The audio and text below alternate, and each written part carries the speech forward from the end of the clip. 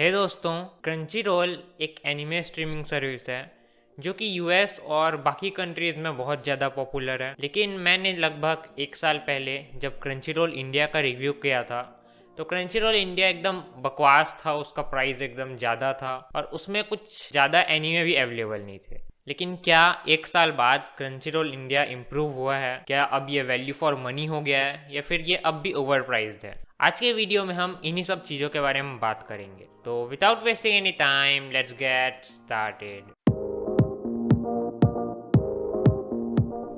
तो सबसे पहले तो जो चीज़ चेंज नहीं हुई है वो है इसका प्राइस। तो इसका जो मंथली प्राइस है वो स्टार्ट होता है ₹690 पर मंथ से, और दो प्लान्स हैं 690 और 850। तो दोनों में डिफरेंस ये है कि 690 में आप डाउनलोड नहीं कर सकते और सिर्फ आपको एक ही स्क्रीन देखने को मिलता है, और 850 में आप डाउनलोड भी कर सकते हैं एपिसोड्स को और आपको 4 स्क्रीन्स देखने को मिलते हैं। साथ ही 850 वाले का एनुअल प्लान भी अवेलेबल है। तो यहाँ पे प्राइस बिल्कुल भी चेंज नहीं हुआ है, और एक साल बाद भी मैं ये कह सकता हूँ कि ये एकमात्र स्ट्रीमिंग सर्विस है जिसका इंडिया में प्राइस नेटफ्लिक्स से भी ज़्यादा है। लेकिन एक अच्छी बात यह है कि नेटफ्लिक्स से अलग इसका यूज़ करने के लिए आपको इसका सब्सक्रिप्शन लेने की कोई ज़रूरत नहीं है। आप इसका यूज़ फ्री में भी कर सकते हैं। तो क्रंची रोल में आपको दो टाइप के एनीमे देखने को मिल जाते हैं, एक फ्री एनीमे और एक पेड एनीमे। फ्री एनीमे जैसे कि नाम से पता चलता है आप फ्री में देख सकते हैं एड्स के साथ, और क्रंची रोल का मोस्ट एनीमे आपको फ्री में ही देखने को मिल जाएगा। Naruto Shippuden, darling in the Franks, Jojo's bizarre adventure, ये सभी एनीमे क्रंची रोल पे फ्री में अवेलेबल हैं। हालांकि क्रंची रोल का कुछ एनीमे पेड भी है, मतलब कि इन सब एनीमे को देखने के लिए आपको क्रंची रोल के किसी भी प्लान को सब्सक्राइब करना पड़ेगा। तो क्रंची रोल का एक फीचर है सिम्युलकास्ट, जिससे कि जो भी एनीमे अभी एयर हो रहे हैं, मतलब जो भी एनीमे का अभी सीजन चल रहा है, जैसे कि अभी विंटर 2022 चल रहा है, तो उसमें जो भी नए एनीमे जापान में अभी ब्रॉडकास्ट या एयर हो रहे हैं उनको आप जापान के 1 घंटे बाद क्रंची रोल इंडिया पे देख सकते हैं। तो ये जो लेटेस्ट एपिसोड्स होते हैं सिम्युलकास्ट के, ये पेड होते हैं। साथ ही कुछ एनीमे के अनसेंसर्ड वर्जन्स और डब वर्जन्स भी पेड हैं, और बाकी कुछ गिने चुने एनीमे हैं जो कि पूरी तरह पेड हैं, जैसे कि डीमन स्लेयर का जो मुगेन ट्रेन आर्क और इंटरटेनमेंट डिस्ट्रिक्ट आर्क, ये दोनों क्रंची रोल इंडिया पे अवेलेबल है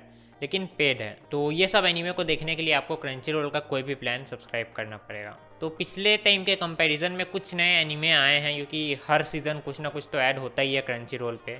हालांकि इनमें से बस एक ही नाम वैसे स्पेशल आ रहा है जो कि है डीमन स्लेयर का, और इसके अलावा वैसा कुछ पॉपुलर दिख नहीं रहा है इसमें। हालांकि एक इंटरेस्टिंग चीज़ ये है कि आमतौर पे जो सिम्युलकास्ट होता है उसमें 3-4 नए एनीमे क्रंची रोल इंडिया पे होते हैं सिम्युलकास्ट में, लेकिन इस बार जो है विंटर 2022 में क्रंची रोल इंडिया पर 12 एनीमे सिम्युलकास्ट में अवेलेबल हैं, अगर हम डीमन स्लेयर और बोरुतो को हटा भी दें तो ये एक मतलब बहुत इंटरेस्टिंग चीज़ है, बहुत अच्छी चीज़ है कि 12 एनीमे यहाँ पे अवेलेबल हैं। इन एनीमे में अगर कुछ का नाम लूँ तो रैंकिंग ऑफ किंग्स है, माई ड्रेस अप डार्लिंग है, Akebi sailor uniform, Tokyo 24th ward etcetera. By the way, अगर आपने रैंकिंग ऑफ किंग्स को नहीं देखा है तो please check it out, it's awesome. तो यहाँ पे क्वेश्चन ये है कि ये सिर्फ एक बार के लिए ऐसा हो गया है, तुक्का लग गया है, या फिर क्रंची रोल सच में इंडिया में और एनीमे ऐसे सिम्युलकास्ट पे लाने वाला है हर सीज़न? क्योंकि अगर हर सीज़न लाता है तो ये जो नंबर है ये बढ़ता ही जाएगा एनीमे का क्रंची रोल इंडिया पे, क्योंकि यहाँ पे ये जो 12 एनीमे हैं ये तो ऑब्वियसली ऐड हो जाएंगे जब सिम्युलकास्ट का हो भी जाएगा, इन लोग का जो भी पूरा सीज़न है एयर हो भी जाएगा, फिर भी ये क्रंची रोल इंडिया पे अवेलेबल होंगे। तो इससे जो है क्रंची रोल इंडिया का जो भी लाइब्रेरी है वो बढ़ता ही जाएगा।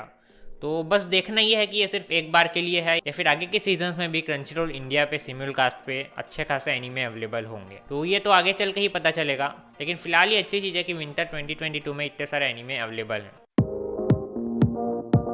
क्रंची रोल के ऐप की बात करें तो यहाँ पे क्रंची रोल क्योंकि एक एनीमे के लिए बनाया गया स्पेशल स्ट्रीमिंग सर्विस है, तो इसमें कुछ एनीमे स्पेसिफिक फीचर्स भी हैं, जैसे कि सिम्युलकास्ट, जो कि आपको नेटफ्लिक्स में देखने को नहीं मिलते। तो ये जो है एनीमे देखने का एक्सपीरियंस बढ़ा देता है, क्योंकि नेटफ्लिक्स में अगर आप देखेंगे तो जैसे जो भी नए एनीमे चल रहे हैं उसमें जिसके लेटेस्ट एपिसोड्स वीकली आपको देखने को मिलते हैं, वो असल में लेटेस्ट एपिसोड्स होते ही नहीं है।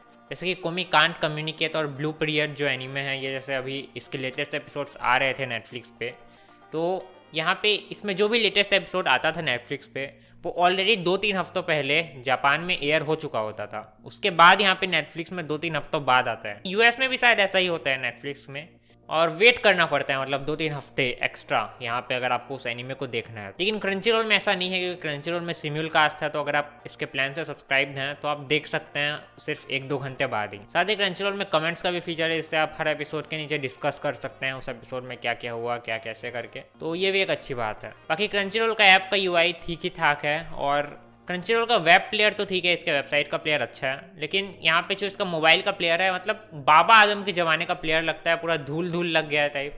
कम से कम मुझे तो ऐसा लगता है कि एकदम पुराना हो गया है वो प्लेयर, उसको थोड़ा इम्प्रूव करना चाहिए। नेटफ्लिक्स, डिज्नी प्लस, हॉटस्टार, इन लोग का जो प्लेयर है वो मॉडर्न लगता है, लेकिन क्रंचीरोल का जो मोबाइल ऐप का प्लेयर है वो बहुत ही पुराना लगता है, तो उसको इम्प्रूव करना चाहिए क्रंचीरोल को।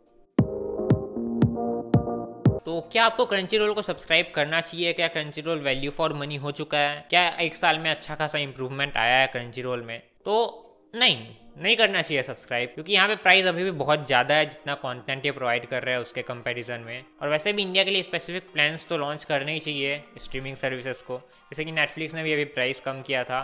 HBO Max भी जब उसका जो लीक आया था उसके हिसाब से प्राइस जो है वो US के प्राइस से अलग है, क्योंकि इंडिया में उतने हाई प्राइसेस नहीं चलने वाले। और क्रंचीरोल में तो प्राइस भी उतना ही है जितना बाकी कंट्रीज़ में, लगभग सेम ही है, और साथ ही कंटेंट भी कम है, तो मतलब कोई सेंस नहीं बनता क्रंचीरोल का ऐसा हाई प्राइस रखने का। तो हाँ, मैं क्रंचीरोल को सब्सक्राइब करना रेकमेंड नहीं करूँगा, क्योंकि भले ही यहाँ पे ये विंटर 2022 में ज़्यादा एनीमे आ गए हैं, और अगर हर सीज़न उतने अच्छे खासे एनीमे आते भी हैं क्रंचीरोल पे सिम्युलकास्ट में, फिर भी उतना high price I don't think ठीक रहेगा इंडिया के लिए। तो क्रंचीरोल को इंडिया के लिए स्पेसिफिक प्लान्स रिलीज करने चाहिए। बाय द वे क्रंचीरोल को सोनी ओन करता है, तो हो सकता है हमें आगे चलकर क्रंचीरोल और सोनी लिव के बीच में कुछ इंटीग्रेशन या फिर मर्जर वर्जर कुछ देखने को मिल जाए। ना, नहीं होने वाला ऐसा। तो आपके क्या ओपिनियंस है क्रंचीरोल को लेकर, कमेंट्स में ज़रूर बताएं। और इस वीडियो में बस इतना ही था। Thanks for watching, keep watching techno Vaibhav.